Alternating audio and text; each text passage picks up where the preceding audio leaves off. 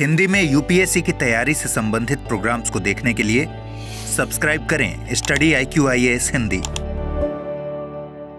Hello दोस्तों, स्वागत है आप सबका study IQ IAS Hindi channel पे। मेरा नाम है विकास और हिंदी साहित्य वैकल्पिक विषय की जिस मुहिम को मैंने शुरू किया, जहां पे हम लोग हिंदी साहित्य वैकल्पिक विषय के सिलेबस को विषय दर विषय कवर करते जा रहे थे, वहां पे हमने कुछ विशेष बिंदुओं पे बात की।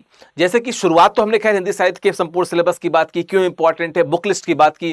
फिर हमने हिंदी साहित्य का जो इतिहास लेखन है उसकी बात की, उसके महत्व की बात की, प्रासंगिकता की बात की, सभी इतिहासकारों की बात की। फिर हमने आमिर खुसरो की बात की, ठीक है। आमिर खुसरो के बाद हमने वहां पे कबीर की बात की, तुलसी की बात की, सूर की बात की, तीनों के तुलनात्मक अध्ययन की बात की। आज हम भक्ति काल का, ठीक है, एक विशेष वीडियो आपके सामने लेके आ रहे हैं, जहां पे मैं बात आज करने वाला हूं भक्ति काल की विशेषताओं की। सामान्य रूप से जब देखा जाए तो क्यों इसकी बात की जाती है, क्यों पुनर्जागरण की बात की जाती है, क्यों ऐसा कहा जाता है कि भक्ति काल भारतीय साहित्य का स्वर्ण काल था, ऐसा क्यों कहा जाता है, इन सभी मुद्दों पे बात करेंगे। तो प्रमुख विशेषताओं को हम लोग जब टच करेंगे, जब प्रमुख विशेषताओं की हम लोग बात करेंगे, तो हम उससे जुड़े विभिन्न अन्य विशेषताओं की भी बात करेंगे और कालगत जो खास बातें थी, जो कालगत विशेष बातें थी, हम इनकी भी बात करते चलेंगे, ठीक है। बात की जाए अगर तो स्टडी IQ IAS में 31 मई से हिंदी साहित्य का नया बैच शुरू हो रहा है। 31 मई से हिंदी साहित्य का नया बैच शुरू हो रहा है दोपहर 1 बजे से, ठीक है। दोपहर 1 बजे से ये बैच शुरू हो रहा है, तो मिस नहीं करना है आपको। अगर आप यूपीएससी क्रैक करना चाहते हैं और एक ऐसा वैकल्पिक विषय आप देख रहे हैं जो आपको न सिर्फ नंबर दिलाए बल्कि छोटा हो और थोड़ा सा ऐसा हो कि आपको जो बोरियत होती है जीएस की उससे भी दूर करे, तो हिंदी साहित्य से बेहतर वैकल्पिक विषय और कोई नहीं। साथ ही इसका जो प्लस पॉइंट है वो ये है कि ये आपको जो जीएस में इतिहास का भाग है ना, वो इतिहास बोध कराता है, समाज बोध कराता है। जो निबंध का पेपर है उसमें आपको ठीक ठाक सोच उपलब्ध कराता है। और साथ में जो हिंदी का जो क्वालिफाइंग पेपर होता है, जो मुख्य परीक्षा में जो हिंदी और अंग्रेजी का दो क्वालिफाइंग पेपर होता है, अगर आप हिंदी भाषी क्षेत्र से हैं तो उसमें भी बहुत मदद करता है। तो हिंदी साहित्य के बहुत से उपमान और बहुत से प्रतिमान हैं। हम आज जिसकी बात करने वाले हैं वो हिंदी साहित्य के स्वर्ण काल की बात करने वाले हैं। आज हम बात करेंगे भक्ति काल की। बाकी इस बैच से जुड़ना हो तो विकास लाइव कोड का प्रयोग करना ना भूलें। studyIQ.com पर विजिट करके या नीचे एक लिंक दी हुई है, वहां लिंक से आप डायरेक्ट उस कोर्स पर जा सकते हैं, उसकी विशेषताओं की बात कर सकते हैं, ठीक है। बात की जाए हिंदी साहित्य की तो हम भक्ति काल की बात करने वाले हैं, ठीक है। और भक्ति काल की जो सामान्य विशेषताएं हैं इनकी हम बात करेंगे। हालांकि इनकी बात करने से पहले मैं कुछ बात आपसे करता चलूं, ठीक है। बात की जाए अगर साहित्य की, ठीक है, साहित्य की, तो हिंदी जो साहित्य है इनको 4 प्रमुख कालों में बांटा गया है। आप इसको जान चुके हैं अब तक, अगर आप मेरी क्लास कर रहे हैं तो। आदिकाल, दूसरा है भक्ति काल, ठीक है, तीसरा है रीतिकाल और चौथा है आधुनिक काल।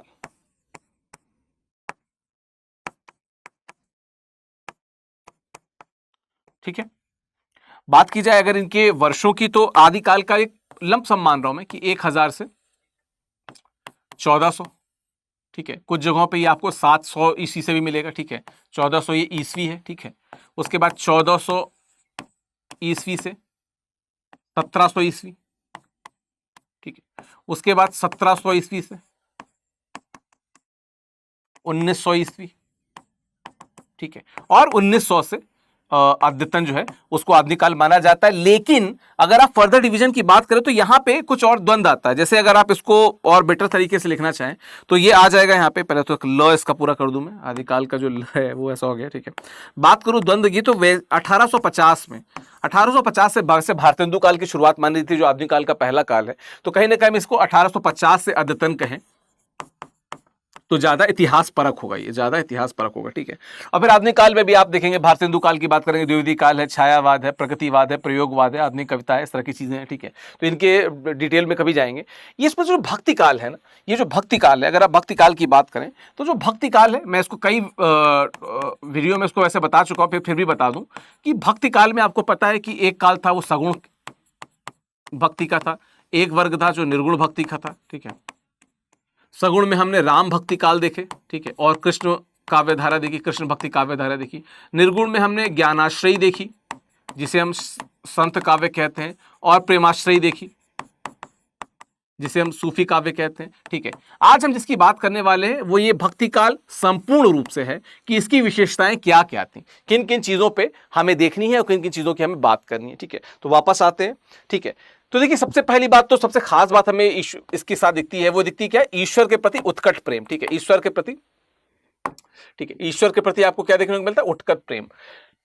भक्ति काल का जो ओरिजिन है ना, जो भक्ति काल की शुरुआत है, उसके पीछे ही ईश्वर के प्रति प्रेम जो है वो मूल रूप से वास करता है। क्यों मैं कह रहा हूं ऐसा, आप सोचिए कि ऐसा समाज जो इस बात से सशंकित है, इस बात से डरा हुआ है कि कहीं कहीं जो हम पे राज कर रहे हैं, जैसे अगर दिल्ली सल्तनत की बात की जाए या मुगल काल की बात की जाए, तो जो हम पे राज कर रहे हैं, जो दूसरे धर्म के हैं, कहीं हमारे धर्म का अस्तित्व या जो हमारा जो संप्रदाय है इसका अस्तित्व समाप्त तो ना हो जाए।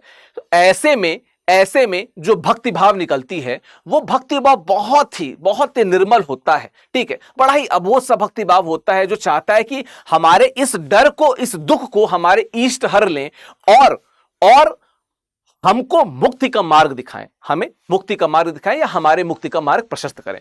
तो भक्ति काल में आपको ये बहुत देखने को मिलेगा। देखिए, ये संत काव्य में होता है कि हरि मेरा प्रिय मैं उसकी भोरिया। ठीक है, हरि मेरे प्रिय हैं, ये मेरे प्रिय है, प्रियतम है, और मैं उनकी बहू हूं, मतलब मैं उनकी पत्नी हूं, उस सेंस में कहा जा रहा है। गांव में पत्नी को बहू कहा जाता है, उस सेंस में। ठीक है, फिर सूफी काव्य में मानुष प्रेम भयो बैकुंठी नहीं दे काय चार एक नूठी। ठीक है, क्या मनुष्य का प्रेम जो है वो कैसा हो जाए, बैकुंठी हो जाए, उसकी बैकुंठ को प्राप्त कर जाए, वैसी की बात करते हैं। या अगर आप देखें तो एक भरोसे एक बल एक आस विश्वास, एक भरोसे एक बल एक आस विश्वास, एक राम घनश्याम हित चातक तुलसीदास। ठीक है, एक भरोसा, एक बल, एक आस, एक विश्वास, वो कौन है, श्री राम है। और उसके लिए तुलसीदास अपनी जो क्या कहते हैं भक्ति की जो सर्वोत्कृष्ट प्रति है उसकी बात यहां पे करते हैं। कृष्ण काव्य की बात की जाए तो मीराबाई का है कि पगुंगरू बांध मीरा नाची रे, मैं तो अपने नारायण की आपा ही हो गई दासी रे। आपको पता होना चाहिए कि मीराबाई, जब हम भक्ति काल तक आते हैं तो मीराबाई एकमात्र कवयित्री दिखती हैं जो सशक्त रूप से सामने आती हैं, और जब वो सामने आती हैं तो श्री कृष्ण को अपने प्रेमी के स्वरूप में जो प्रदर्शित करती हैं, न भूतो न भविष्यति, उनसे बेहतर और उनसे पहले या उनसे बाद किसी ने भी अपने इष्ट को अपने प्रेमी के स्वरूप में ऐसा प्रदर्शित नहीं किया था। ये वही मीराबाई हैं जिनके साथ है कि जब वे उनके पति की मृत्यु के बाद जब वे कृष्ण के प्रेम में पड़ गई थी तो उनके जो रिश्तेदार थे, जो नातेदार थे, वे उन्हें कुलनासी कहने लगे थे। लेकिन फिर वो अपने प्रेम में उत्कट थी, और जब ईश्वर के प्रति उत्कट प्रेम की बात होती है तो आदमी दुनिया समाज को भूल जाता है। वही बात है कि वे तुलसीदास जो अपनी पत्नी के प्रेम में लाश को नाव समझ के और सांप को रस्सी समझ के अपनी पत्नी के ऊपर घर पे पहुंच गए थे, वही तुलसीदास जब राम के भक्ति में होते हैं तो पूरी दुनिया को भूल जाते हैं और श्री राम के उस स्वरूप को प्रदर्शित करते हैं जिसे हम मर्यादा पुरुषोत्तम श्री राम कहते हैं। ठीक है, तो उत्कट प्रेम बहुत, जिसे कहते हैं, सबल रूप से हमें देखने को मिलता है। ठीक है, बात इसके आगे की जाए तो समानता का भाव मिलता है। ठीक है, समानता का भाव मिलता है। भक्ति आंदोलन का एक मूल मंत्र आपको पता ही है कि जाति बाति पूछे नहीं कोई, हरि को भजे सो हरि का होई। इसमें दो बातें निकल के आती हैं। नंबर एक तो वो वर्ग था जो सिर्फ भक्ति में लीन था, उसको समाज से मतलब ही नहीं था। ठीक है, तो वहां पे तो भाई जो भक्ति कर रहा है वो सब भक्त हैं। लेकिन एक समाज और था, जैसे यहां तो आप भक्ति आंदोलन की बात कर रहे हैं, एक समाज और था जो इसके समानांतर खड़ा था, जहां पे कबीर जैसे लोग थे और वे वहां पे तार्किकता की बात करते थे और वे धार्मिक आडंबरों पे चोट करते थे।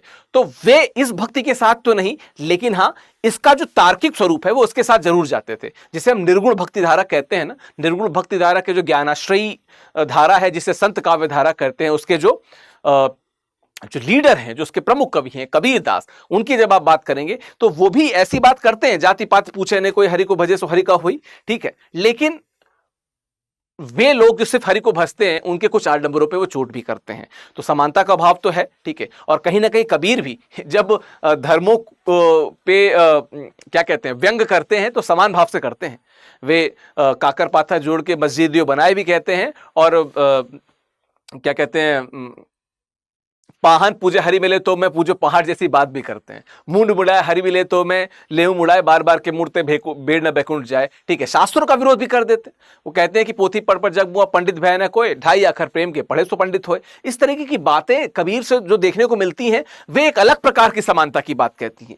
ये समाज में सभी भक्तों की समानता की बात करते हैं। और जब कबीर की बात आती है, तो कबीर क्या कहते हैं?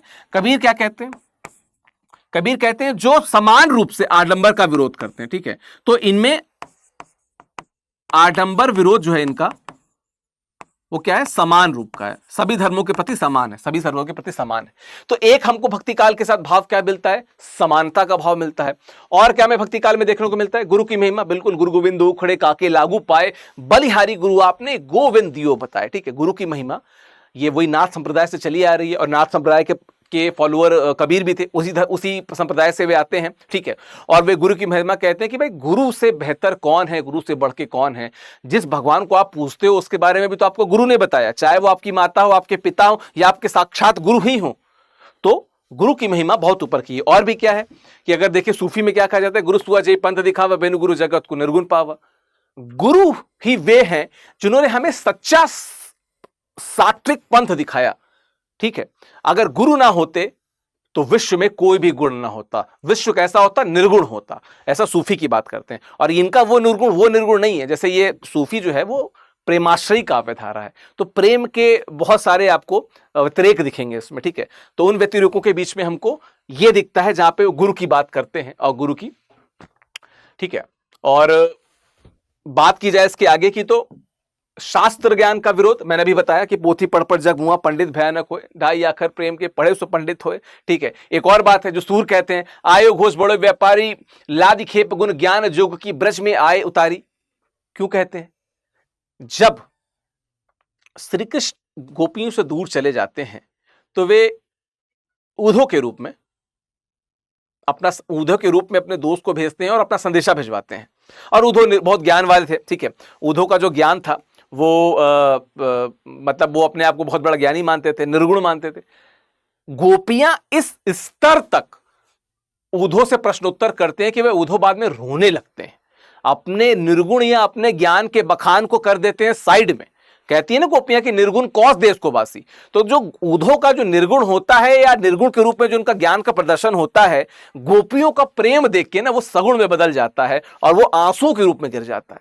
वही चीज यहां पे है। कह रहे हैं कि क्या आयो बड़ो घोष व्यापारी ला दिखे गुण ज्ञान जो कि ब्रज में आयो उतारी। ठीक है, बहुत ज्ञान वैन लाद के जो आए हो अब ब्रज में उतार रहे हो ना, हिसाब लिया जाएगा। और हिसाब लेती हैं गोपियां। और एक बात और बता दूं, जब हम शास्त्र ज्ञान का विरोध कर रहे हैं तो एक चीज और है, हम अमूमन प्यार की बात करते हैं तो प्यार के बहुत सारे स्वरूप देखने को मिलते हैं। सूरदास का जो प्यार, सूरदास ने जो गोपियों के प्यार की बात की है, वहां पे हमें प्यार का लोकतांत्रिक स्वरूप देखने को मिलता है। लोकतांत्रिक स्वरूप से क्या मतलब है कि कहीं ना कहीं हमें यह देखने को मिलता है कि गोपियां भी उन्हीं कृष्ण से प्यार कर रही हैं। सब गोपियां, राधा भी उन्हीं कृष्ण से प्यार कर रही हैं, उन कृष्ण की पटरानियां भी हैं, वो तो खैर उनसे प्यार कर ही रही हैं।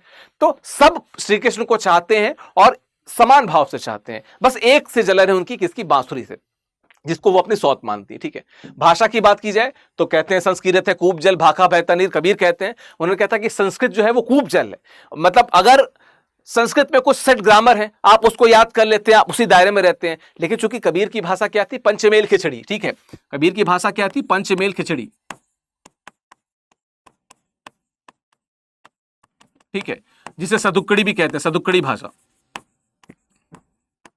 तो ये जहां जाते थे संत, जिधर जिधर जाते थे उधर उनको जो भाषा दिख जाती थी, जो भाषा समझ में आ जाती थी, उसी भाषा का प्रयोग या उस भाषा के शब्दों को अपनी भाषा में प्रयोग करने लगते थे।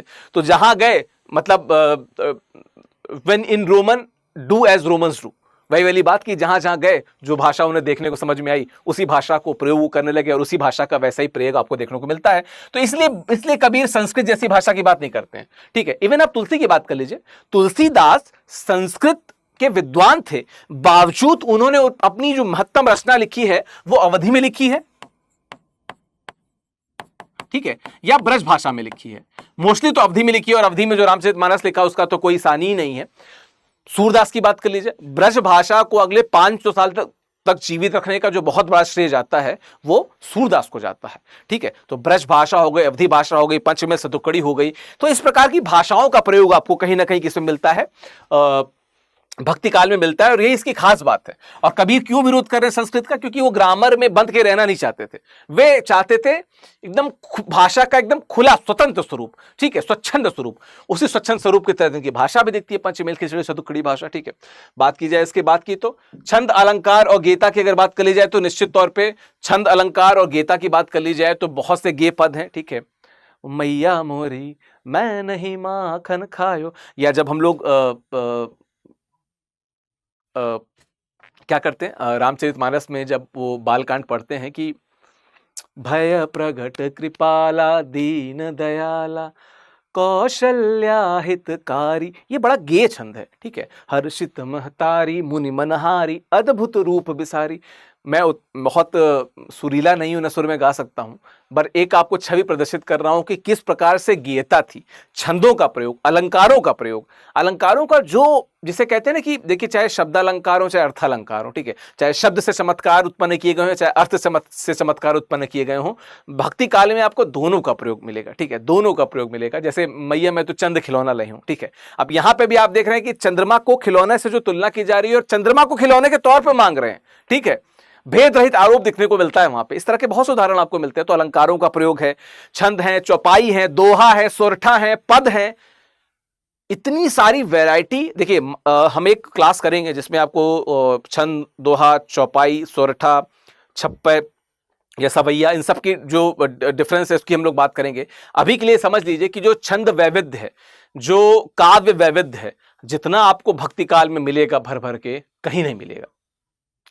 न कोई और है न कोई छोर है, इस स्तर का आपको यहाँ पे छंद वैविध्य मिलेगा अगर हम बात करें इस काल की। ठीक है, तो मेरे ख्याल से मोस्ट ऑफ द चीजों की हमने यहाँ पे बात कर ली है। ठीक है, और यही भक्ति काल की कुछ खास विशेषताएं हैं जिनकी बात हमने यहाँ पे की थी। बाकी ये मेरा टेलीग्राम चैनल है ऑफिशियल विकास नाम से। ये बहुत छोटा सा वीडियो था क्योंकि हमने मोस्ट ऑफ द जो प्रमुख कवि थे, भक्ति काल के जो प्रमुख कवि थे, अधिकतर की हमने बात कर ली। एक जायसी बसे उन पर अलग से एक वीडियो करूंगा। ठीक है, बाकी भक्ति काल की जो सामान्य विशेषताएं हैं, ठीक है, एक इन जनरल फॉर्म में आपको कंबाइंड फॉर्म में बतानी जरूरी थी ताकि आप क्लियर हो सके, स्पष्ट हो सके कि सिर्फ भक्ति काल का है तो आपको क्या क्या लिखना है। उन बिंदुओं की हमने बात की। बाकी ये प्लेलिस्ट के सभी वीडियो एक बार देख जाइएगा। ठीक है, 31 मई से स्टडी आईक्यू में हिंदी लिटरेचर का नया बैच शुरू हो रहा है जो मैं लेके आ रहा हूं, जिसमें आपको टारगेटेड तरीके से कोशिश की जाएगी कि आप 300 प्लस मार्क्स ले आए, क्योंकि इतना अच्छा विषय है और उस विषय में घुसते ही आपको इतना इंटरेस्ट आएगा कि उससे बेहतर आपको कुछ लगेगा नहीं। ठीक है, तो अगर आप हिंदी साहित्य में इंटरेस्टेड हैं तो एक तो मेरा टेलीग्राम चैनल ज्वाइन कर लीजिए, इस पर लगातार मैं अपडेट देता रहूंगा। बावजूद इसके अगर आप कुछ और क्या कहते हैं ऑप्शनल विषय को देखना चाहते हैं तो भी आप स्टडी आईक्यू के वेबसाइट पर जाके वहां पे ऑप्शनल सेक्शन में देख सकते हैं। बाकी स्टडी आईक्यू आईएएस देखने के लिए बहुत बहुत शुक्रिया। आपका दिन शुभ हो। धन्यवाद। हिंदी में यूपीएससी की तैयारी से संबंधित प्रोग्राम्स को देखने के लिए सब्सक्राइब करें स्टडी IQ IAS हिंदी।